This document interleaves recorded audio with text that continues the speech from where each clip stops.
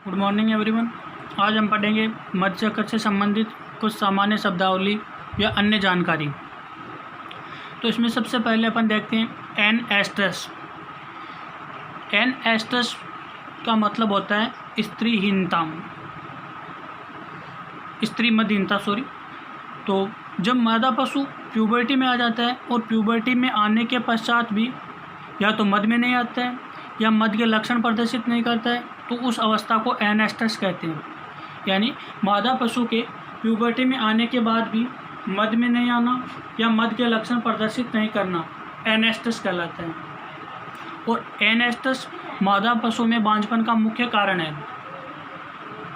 और N oestrus अवस्था है जो अपने को दो ही अवस्थाओं में दिखाई देती है, या तो प्रसव के बाद यानी प्रसव हो गया और प्रसव होने के पश्चात पशु हीट में नहीं आ रहा है तो भी एन एस्ट्रस अवस्था है।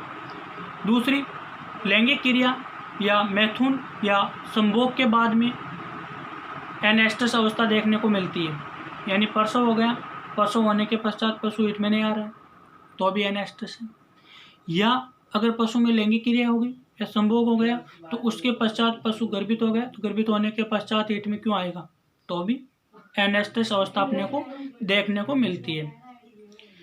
दूसरा अपन देखते हैं कि जो एन एस्ट्रस अवस्था है वो पशु में लक्षणों के आधार पर उसे दो भागों में विभाजित किया गया है। एक तो है कि वे मादा पशु जिनमें क्रियात्मक कार्पस ल्यूटेम पाया जाता है, उस वजह से वो एन एस्ट्रस दर्शाता है। दूसरा है कि वे मादा पशु जिनमें अक्रियात्मक कार्पस ल्यूटेम बना रहता है, उसके कारण एन एस्ट्रस अवस्था दिखाई देती है। ये कार्पस ल्यूटेम क्या करती है कि आपके अगर एक्टिव अवस्था में है तो प्रोजेस्टेरोन हार्मोन स्रावित करती है, और जब तक ब्लड में प्रोजेस्टेरोन का लेवल ज़्यादा होता है पशु में ताव के लक्षण नहीं दिखाई देंगे। दूसरा, पशु में कार्पस ल्यूटेम अगर इनएक्टिव अवस्था में है तो प्रोजेस्टेरोन हार्मोन तो स्रावित नहीं करेगी, लेकिन वो ब्लड में एस्ट्रोजन हार्मोन के लेवल को नहीं बढ़ने देगी। और जब तक ब्लड में एस्ट्रोजन हार्मोन का लेवल नहीं बढ़ेगा, एफएसएच हार्मोन का लेवल नहीं बढ़ेगा, तब तक पशु मध्य के लक्षण प्रदर्शित नहीं करेगा। नेक्स्ट अपन देखते हैं एन एस्ट्रस के निम्न कारण है। तो पहला कारण है कि साइलेंट हीट, यानी जब पशु में साइलेंट हीट होती है तो अपन ऐसे सोचते हैं कि पशु मध्य में नहीं आ रहा। दूसरा है अनऑब्जर्व हीट, यानी अपन उसमें मध्य है जो उसको डिसाइड नहीं कर पाते हैं कि पशु मध्य में है या नहीं है। कई बार जब पशु साइलेंट हीट में होता है तो दूसरे पशुओं के ऊपर चढ़ता रहता है। नेक्स्ट है जैसे अगर पशु को संतुलित आहार नहीं मिलता है तो भी पशु एन एस्ट्रस दर्शाता है। अगर पशु में पायोमेट्रा, मेट्राइटिस, निम्फोमेनिया जैसी अगर कोई अन्य बीमारी है उसके कारण भी एन एस्ट्रस हो सकती है। जैसे पायोमेट्रा है, मेट्राइटिस है, ये अगर कोई बीमारी है तो इनकी वजह से भी पशु एन एस्ट्रस दर्शा सकता है। नेक्स्ट आपके फिजिकल एन एस्ट्रस या कार्यकीय मध्यहीनता, यानी जब पशु ऋतुकाल में नहीं होता है या पशु का दुग्ध उत्पादन अधिक होता है और इन वजह से अगर पशु हीट में नहीं आता है तो उसे फिजिकली एन एस्ट्रस कहते हैं। यानी पशु का ऋतु को प्रजनन काल में नहीं होना या पशु में अधिक दूध उत्पादन के कारण अगर पशु हीट में नहीं आ पाता है तो उसे फिजिकली एन एस्ट्रस कहते हैं। तो ऋतुकाल की जो एन एस्ट्रस है वो आपके सर्दी के मौसम में घोड़े में पाई जाती है और गर्मी के मौसम में भेड़ में फिजिकली एन एस्ट्रस पाया जाता है।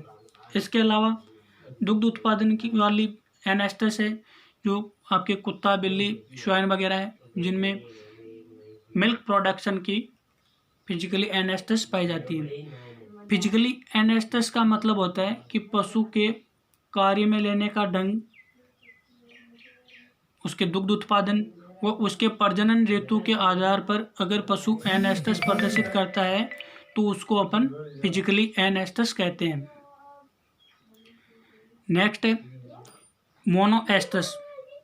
मोनो का मतलब होता है एक बार, एस्ट्रस का मतलब वही मध्य है। यानी वे मादा पशु जो वर्ष में केवल एक बार ही मध्य चक्र में आते हैं, उन्हें मोनोएस्ट्रस एनिमल कहते हैं। जैसे मुख्य रूप से जितने भी आपके जंगली जानवर होते हैं,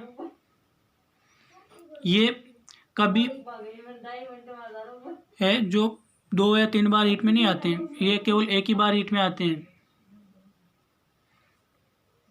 जो आपके जंगली जानवर है, बिच है, ये एक वर्ष में एक बार हीट में आते हैं, तो ये मोनोएस्ट्रस होते हैं। इनमें मोनोएस्ट्रस प्रकार का हीट पीरियड पाया जाता है। दूसरा आपके पॉलीएस्ट्रस।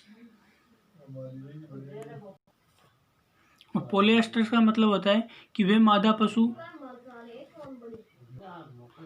तो पॉलीएस्ट्रस का मतलब होता है कि वे मादा पशु जो पूरे वर्ष मध्य में आते हैं जब तक गर्भित नहीं होते हैं, पॉलीएस्ट्रस एनिमल कहलाते हैं। गाय और सुअरी जो आपके पॉलीएस्ट्रस एनिमल है कि ये जब तक गर्भित नहीं होंगे तब तक पुनः हीट में आते रहते हैं। दूसरा है सीजनल पॉलीएस्ट्रस, यानी वे मादा पशु जो वर्ष में कुछ निश्चित मौसम में ही जब तक हीट में आते रहते हैं तब तक वो गर्भित नहीं होते। जैसे भेड़, बकरी, घोड़ी, ऊँटनी, इनका जो भी ऋतुकाल होता है उस ऋतुकाल में वो अपना मध्य चक्र तब तक प्रदर्शित करते हैं जब तक वो गर्भित नहीं हो जाते। इनको सीजनल पॉलीएस्ट्रस कहते हैं। और जो पूरे साल ही जब तक गर्भित नहीं होते हैं तब तक मध्य में आते रहते हैं, उनको पॉलीएस्ट्रस कहते हैं। और जो ऋतु विशेष में जब तक गर्भित नहीं होते हैं तब तक हीट में आते हैं, उनको सीजनल पॉलीएस्ट्रस कहते हैं। एग्जाम्पल आपके सामने है भेड़, बकरी। तो ये आपकी जो एस्टर साइकिल से संबंधित जो भी जानकारी थी वो पूरी हो गई। और ये एस्टर साइकिल है जो आपकी क्लास यहीं ख़त्म हो जाती है।